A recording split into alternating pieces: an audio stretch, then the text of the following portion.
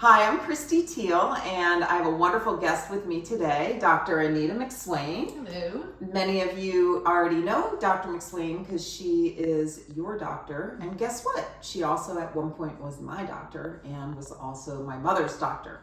So I thought, what a perfect person to have as Meals with Teal #2 guest. And we are going to chit chat and cook and make a great meal today. Yes, thank you for having me. Yeah, thanks for coming. We also have a special guest, my cat Ollie. And at some point you might get to meet Charlie, who's a little bit more shy. Brittany knows them well. Brittany is our photographer extraordinaire, videographer. Okay, so here's what we're gonna do. We are going to make risotto. Remember, we talked about that in Meals with Teal #1 as a bonus to show how easy it is to make risotto. And so we are going to make risotto today. We're going to do shrimp scampi, and I have given Dr. McSwain the really fun job of peeling the shrimp. Now, I tend to like either extra large or large shrimp for scampi. If I am grilling shrimp, I always do jumbo shrimp. I try to get the shrimp when it's on sale. It was on sale at Safeway when I got it. The shrimp that I got today is the easy peel, which is nice because they've already gotten, opened up the shell and gotten the intestines out, which is my very least favorite part to do. But once in a while you'll get lucky and it's already peeled but still has the tail on, which is even easier. Or completely peeled, but those don't go on sale very often. So anyway, we're going to do extra large shrimp, and we both already washed our hands, just so you know. And so while you peel the shrimp, I'm going to get going on the risotto because the risotto takes a little bit more time. I like to use a rice cooker. They're not that expensive nowadays. But you can do risotto on the stove. It's just more labor intensive because you have to keep on stirring and adding the broth slowly rather than dumping it in like I do. Or you can use an Instapot. I just have a rice cooker and I like using my rice cooker. So we are going to go ahead and start with the risotto while you have the best job ever peeling the shrimp.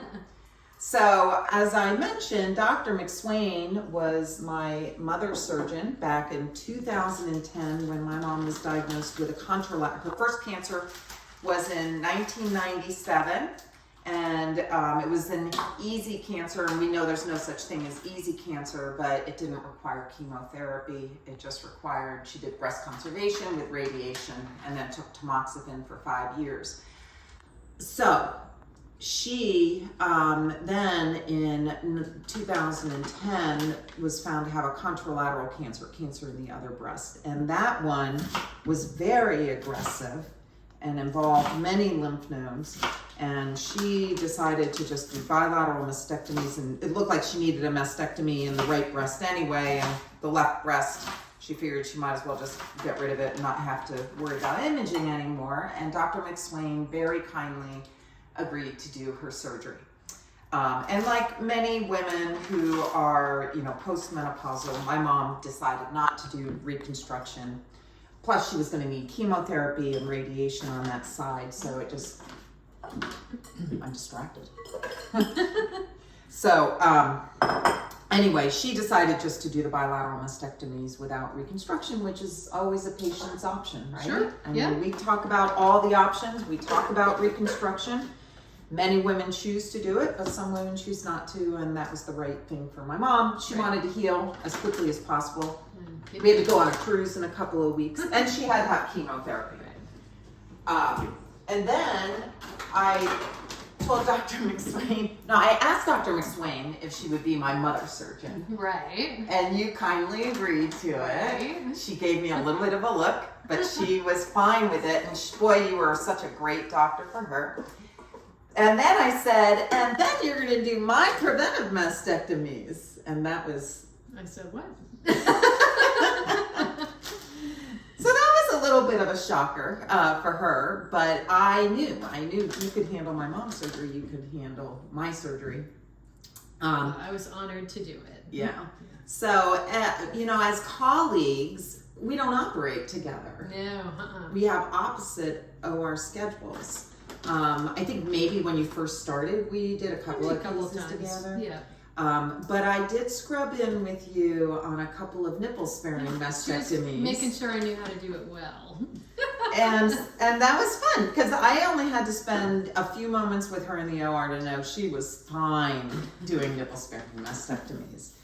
And I think the only other time we operated together was during the pandemic, whenever we had a patient who wanted bilateral mastectomies, we would work together to decrease the time of surgery by a half. Because while we were very lucky to be able to operate on cancer patients, and some hospitals weren't. Some weren't, Yeah, but we were trying to be, I think, as efficient as possible. Yeah, I agree. So, and that was fun. Actually, I mean, not that it's actually fun. anything's fun, but it was fun because it was fun. Fun working with colleagues. Yes, it is, and it's easier. Yeah, and quicker. And quicker. So, anyway, but most of the time we don't get to operate together. We just get to, and now we get to cook together. Now we're cooking together. This is great. So, we're gonna cook the onions until they're starting to look translucent, and they already are. They look great. So, I did a half an onion. If you love onion, you could do more. I like Vidalia onions. Which onions do you like? I like to yellow use? onions to cook Do with you because they're a little really? stronger. Don't you cry when you cut them? Yeah. Yeah. Okay. Well, I do. I'll have you on another time, and I'll bring a yellow onion, and you can cry all you want. Because I don't like crying when I cook. I just love the sweetness of the Vidalia onions. All right. So we're going to do 1.5 cups of risotto, and you just want to get it so that it's covered with the olive oil. What I'll do is, as I use things, I'm going to move them away, and eventually I'm going to put them away so you see how nice and clean my kitchen is at the end of all this. I like to clean as I go. What do you do? I like to clean as I go. Do you? Yeah. Yeah. You're surprised at that. No, I can't stand a nasty kitchen. Yeah, it's just so much more efficient if you Yeah. just clean as you go. My mother was not like that. My mom was an amazing cook. She was home economics teacher. She was the best cook. But Thanksgiving, it's like a bomb went off in the house. Kitchen, yeah. And but that's the way she did it, and it was really great. But my sister and I aren't like that. Okay, so because I've got Brittany filming, thank you, Brittany. She's our videographer extraordinaire. We are going to add a little bit of wine to our risotto because Brittany likes wine in a risotto. So I'm just going to do like 1/4 cup. And as I talked in the last little bonus section when we talked about risotto, do not just get a wine that's a cooking wine. They are icky. You've got to use a wine that you like to drink. And so kind of my go-to is Kendall Jackson Chardonnay. You can also use a dry sherry in some of these ingredients. Anyway, so I'm just getting it so that it is all covered and sort of the rice is a little kind of absorbing. And what you see, it doesn't take long. And now we're going to add 1/4 of, I use vegetable broth. You may use chicken broth. You can use whatever favorite broth. If you don't have a broth, you can use water, but you can get vegetable broth or chicken broth for not that much money. And if you're watching your sodium, you can get it with low sodium.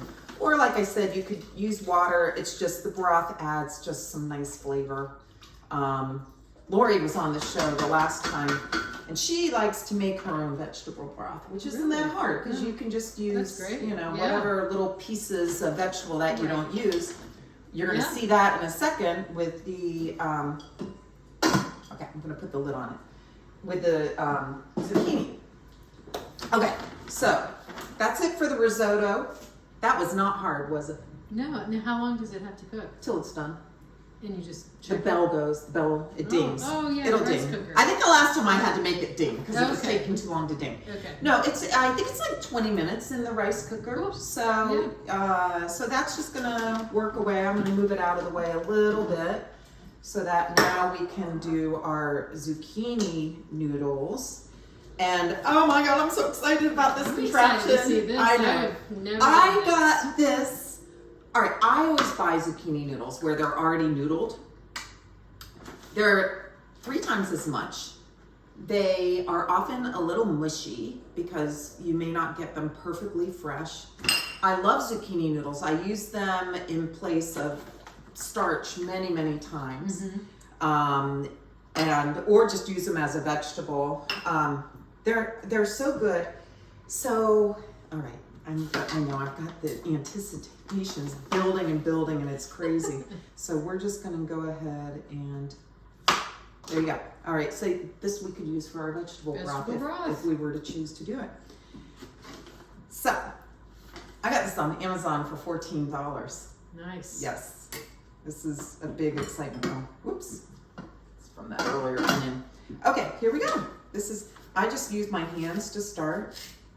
And then when we get down towards the bottom, we will use there's a little device that you have to use, but it's easy using. I'm doing it with the thick. I think the thick are good. The thin are thin.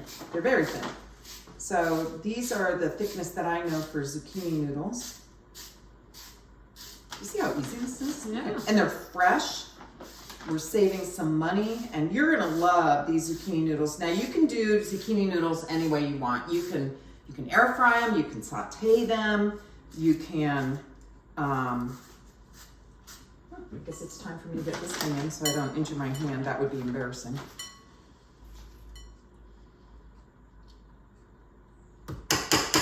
It worked perfectly the last time, I swear. This thing came out. Oh, okay. Maybe we'll edit it, maybe we won't. Oh, maybe it's just too... All right, I'll just use my hand. You just won't be able to use the very bottom of it. More zucchini more vegetable broth. For vegetable broth, exactly. All right, I think that's as far as I'm gonna go so that we don't risk a hand injury. Look at this. You have a Christmas tree. Nice. Okay. So we're gonna do 2 zucchinis, and that'll be plenty. You probably, for one person, one would be plenty enough. Maybe I should just, well, I'll do the skinnier end this time to see if this worked perfectly the last time, I swear. But anyway, you can see this is working so well, and it's taking us hardly any time. Are you done? Done. Oh, good. Hey. You want to go and rinse those guys off?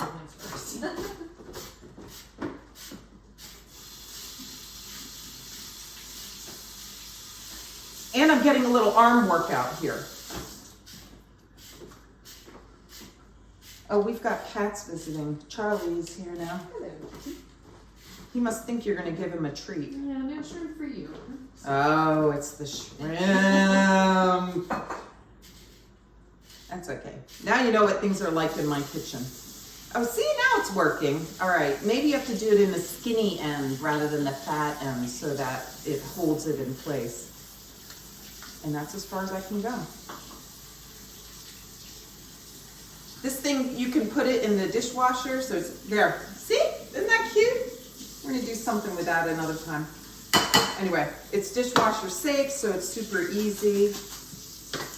I don't plan on making vegetable broth, so I'm gonna go ahead and just get rid of all of this.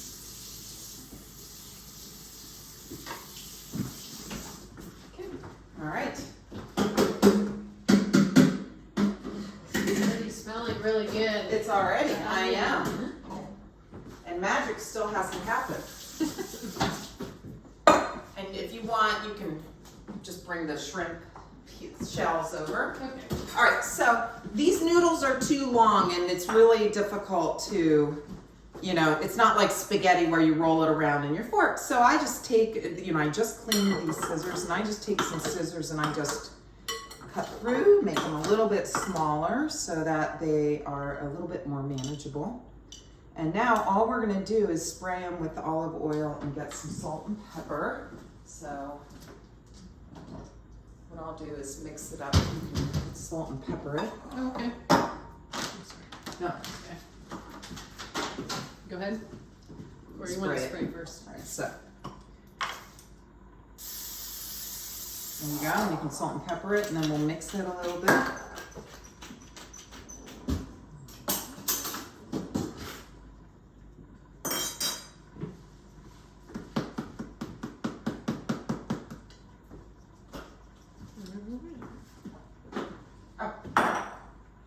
brought the shells over. No, we don't want this. That would be embarrassing.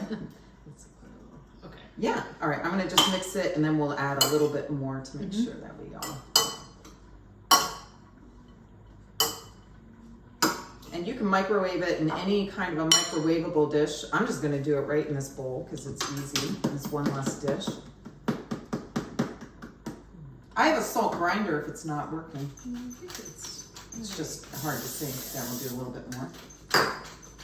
There. And then we're just going to put some saran wrap on it. And when it's time, we're going to microwave it for about 2.5 minutes. That makes it pretty much al dente. If you like it a little bit mushier, you do it longer. You're just going to have to play with it to figure out what works best. It's always easier to start less and do more. Yep. Because once it's mushy, it's mushy. Okay, well, this is exciting. Now we're going to do the shrimp. Okay, so here's what you need. All right. Well, I bring this. You can do this stovetop, but I'm going to use my little Cuisinart cooker so that we're not, over there and over there. So, anyway, get that out. I'll just move this over. All right, Anita, you're going to do a teaspoon each of those. In the shrimp or? No, you're going to do it in this little bowl. Gotcha. Yep. Teaspoon each of these. A teaspoon each of those. Let me get this guy over here.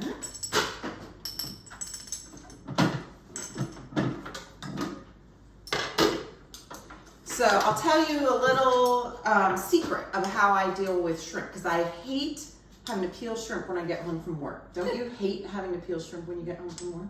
Yeah. No? Like I said, I used to make Brittany do that. Oh, yeah. Okay. Well, if I had Brittany over here, then I wouldn't care. But anyway, I can't stand having to peel shrimp. So what I will do is and then half a teaspoon and or do a teaspoon of the salt and half a teaspoon of the pepper. Gotcha. Oh, I knew I needed the cutting board. I've got to cut my butter. I like using butter with my shrimp. You may use olive oil if you prefer, but my mom always made shrimp scampi with butter, and therefore I like butter with my shrimp. So. All right, what was your trick about not peeling the shrimp? Oh, I peel it on the weekend, and then I'll sprinkle it with the seasonings. Okay. Put it in a Ziploc bag, and it's ready to go. Yeah, that's nice. It's all ready to go. You can do, it's juice of 1 lemon. I think that should be about 3 tablespoons of lemon juice. You can go ahead and, I don't know if we want to add it in there. Well, what do you think? What ultimately are we going to do? Just put it all over here? Well, we're going to put it in here. Yeah, go ahead. Well, no, just wait. Let's wait. Okay, here. It takes 2 surgeons to know how to add the ingredients. And they say actually you control the acidity better with like bottled lemon juice than an actual lemon. Oh yeah, I would believe that. Yeah. Yeah. So. I think we'll do 2. Well, I don't know. Do you like your shrimp really lemony, or just kind of lemony? Kind of lemony. Yeah. All right. Let me get this thing working first. Okay. Here we go. All right. So I did a half a stick of butter. And we're gonna get that melted down. And then we're gonna add the shrimp, and we're gonna add some minced garlic. So we gotta wait for this. Yeah, go ahead and stir that on up in the meantime. Look how hard I'm working on that risotto. It's rough. It's overwhelming, isn't it? Tough times. I make risotto all the time. Yeah. Okay, so while we're waiting for the butter to melt, I have a piece of information I bet most of you don't know. Dr. McSwain, well, we were both in the military. We were both in the Air Force. Actually, that's where I met my husband. But Dr. McSwain was not there during peacetime like I was. I got out in 2001. Dr. McSwain... I started in 2002. She's a badass, is what I'm getting at. So, why don't you tell about some of your stories? Because you were on the front line. Yeah, pretty close. So I was active duty 2002 through almost 2007 as a general surgeon. And during that time, I did deploy to Qatar and also to Iraq. And they were awesome experiences. I still kind of consider them some of the highlights of my general experience in the Air Force. So I wouldn't trade them for the world. They were really eye-opening and heartbreaking in many ways, but just really also got to see the really nice and good side of humans, which sounds strange in a war zone, but it was true. So yeah, but you were like way close to the front line. You had lots of casualties. Yeah, so we were almost as close as you can get in a standing facility. So there were certainly medics who were literally out in the field, but we were kind of the first place that patients would be brought to after being injured to be stabilized, and then hopefully we could get them stabilized and they would fly them to the next level of care, which in Iraq was Falad, and then from there they would go to Germany, to Landstuhl. So yes, so it was you had a really good survival rate, if I recall. We only lost one patient, actually, at least at our facility. Hard to know what happened down the road, but yes, we only lost one, and I feel like that was one who had kind of an unsurvivable injury. So, but yeah, so I was there as the general surgeon, and then there was an orthopedic surgeon and an ER physician, and that's kind of it for the doctors. And then, all the nursing staff. But one of the cool things about it is, especially in Iraq, everyone was just focused on what we needed to do. When you're here, stateside in the Air Force, sometimes there's a lot of paperwork and logistics and all the kind of hassle that you have anywhere that you work. But when you deploy, all that just kind of falls away, and everyone knows you're there for a purpose, and we need to work together and get along and get it done. And so it's pretty cool. Yeah. But you didn't end there. So well, first of all, I convinced her to come to GW and be a breast surgeon. Yes. I took advantage of the fact that she was very pregnant. That is true. I was like, do you really want to do general surgery, Call? And at first she was like, well, I kind of enjoy it. And I was like, really? Once you have a newborn? Anyway, I took total advantage of the fact that you were extremely pregnant with your daughter, Annalise, Right. who is now 16 in 11th grade. Hard to believe. All right, I'm adding about, a scoopful of garlic. However much you like. Yeah. So it's really amazing, right? Oh, it's been great. Yeah, you've got this 16-year-old, and you've been able to, actually have a little bit time with her, more control over my time with her, and my husband also is a physician, so yeah, at the time the idea of juggling 2 call schedules and trauma call was a lot. So yeah, so it's worked out great. Made the switch to breast only, and yeah, it's been great. I haven't regretted it. But unlike me, so I did my 4 years. So we both had scholarships through the Air Force, yeah. Which was such an amazing deal. I came through without any debt. Right, I'm sure you did too. Yep. They even gave a little stipend, so I was able to try and save a little bit of money.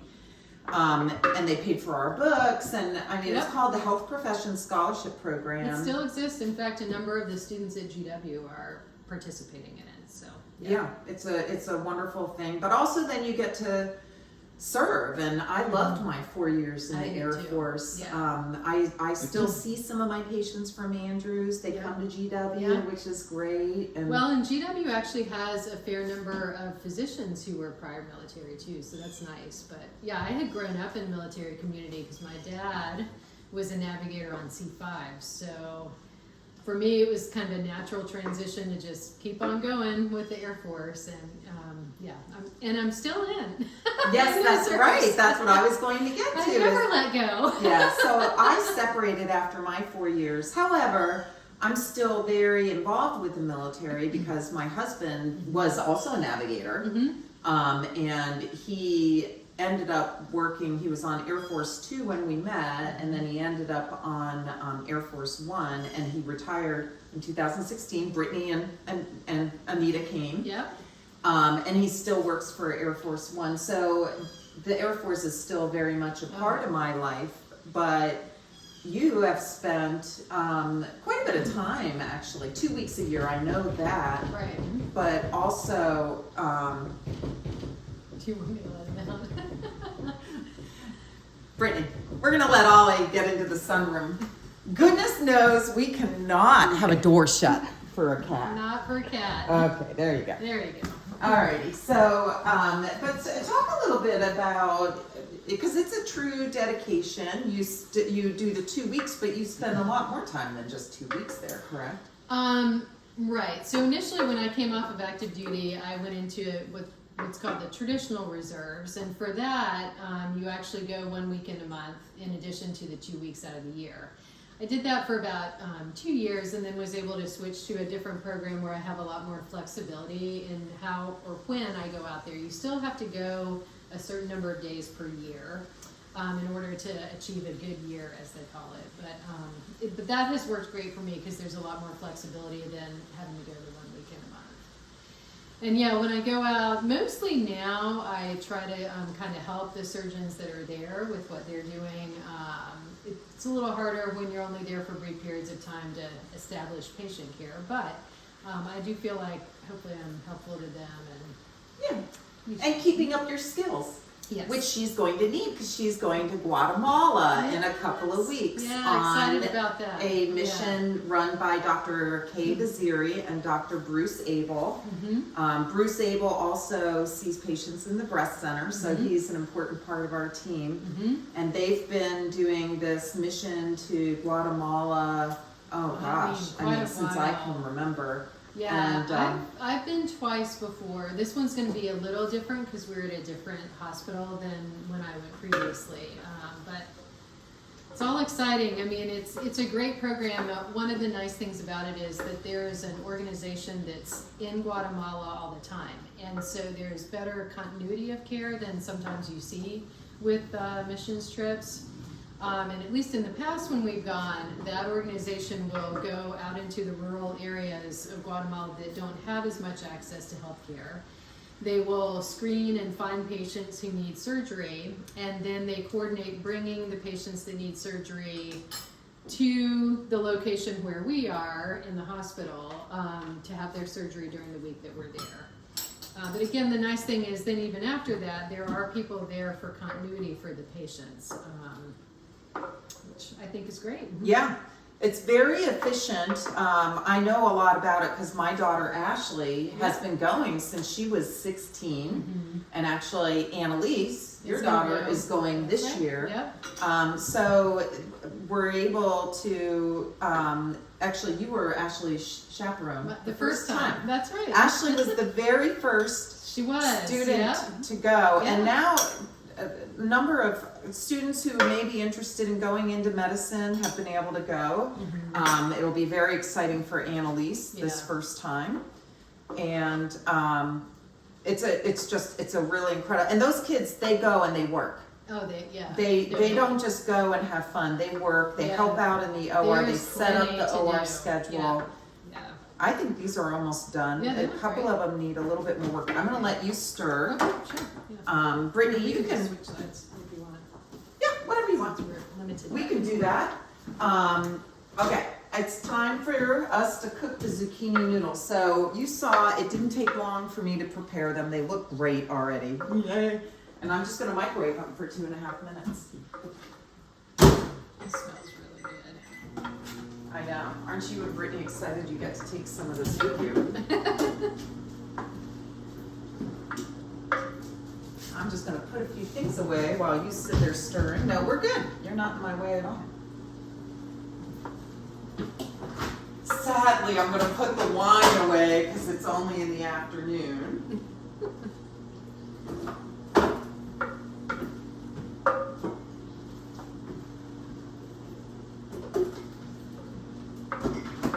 So another little piece of, I'll leave the salt and pepper out in case we think we need more. Another little piece of information that many of you may not know is that Dr. McSwain is also a very accomplished musician. Oh, well, thank you.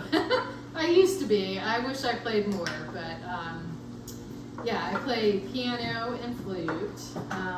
When I was in high school, that was a huge part of life, being in band and taking piano lessons. And then even in college, I was able to continue it. Now, mostly I play for my mother's church service, which is fun. But love it anytime I can just sit down and play the piano. It's relaxing and enjoyable to me. Yeah. So.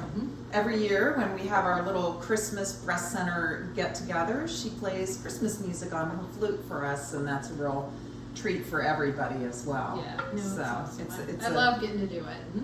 Yeah. I am trying to rekindle my love with piano. Okay. Now that I'm an empty nester. Right. But and your kids all play instruments, right? they did, Yeah. yes. Ashley played flute, and Nick played viola, and Nick they all played piano. Ellie dabbled in cello. It didn't last very long. So and then my new thing is, I'm going to go ahead and just turn, it'll keep on cooking. Yeah.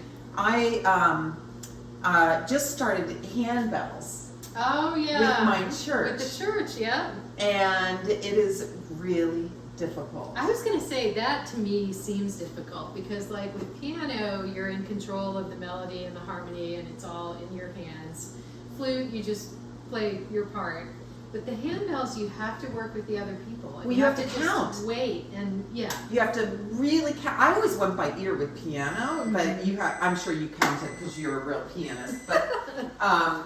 But I have to tell you, it is hard. I'm learning how to count. They all joke. They're like, "Oh, you'll learn how to count," and they weren't kidding. Yeah, no, that always looks difficult to me. But it sounds lovely. It does sound lovely, and the whole reason I started it because I love the sound of it. But guess what? When you're playing, you only hear the bell next to you and next to you. Oh, that's interesting. I don't hear all the bells. Yeah, that is interesting. But anyway, it's okay. Okay. I'm learning how to count, so I guess that's good. All right, so our zucchini noodles are ready. Our shrimp is ready. What do you think, Brittany? Can you Want a close up? you want to come and do a close up? Oh, and I think our risotto's on. So here, sorry, I'll do this. There, look how beautiful that is. All those colors and seasonings, and It's too bad you can't convey the smell. This is my favorite. Oh, I should have added a little wine. Hey, can you grab the wine out of there? Just add a little bit. Why not? Sure. We can add No. we'll add a quarter of a cup. And this looks great. So it's about to ding, I promise you. Oh, there it went. Did you hear the ding? I heard the ding. All right. The cat heard the ding. The ding scared the cat. We're gonna add a half a cup of Parmesan. And, sorry, you wanted the wine in Yeah, there. do like a quarter of a cup of. Okay. We see how she does it in her kitchen. She just pours. Sometimes I do just pour. In the shrimp, correct? In the shrimp. Yeah, that's going to add some yummy flavor. Again, you don't have to do wine, but if you have wine or if you have a dry sherry, they work great. And here we go.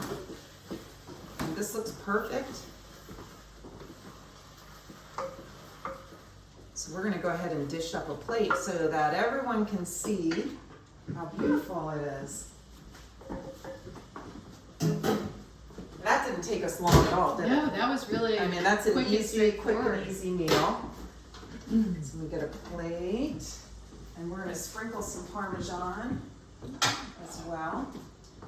There you go. I'll let you do the shrimp. I'll put some risotto on there, and you can You want to put the do. risotto first, or? I think so. Yeah. I'll do a couple little scoops on there. Mm-hmm. I'll have Ashley will be figuring out the nutritional content. Risotto is not, it's fattening. Well, I mean. Okay, so do you want the shrimp beside or on? You do it however you like to do it. We're gonna learn how Dr. McSwain likes to do it. Well, let's see, we'll do a little kind Yeah.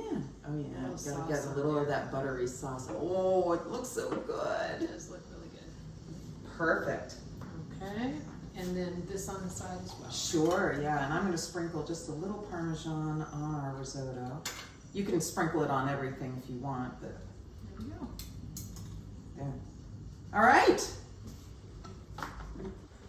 And voila! And what I love delicious. about this, and this is something I learned from my mom, you always want some color. Mm-hmm.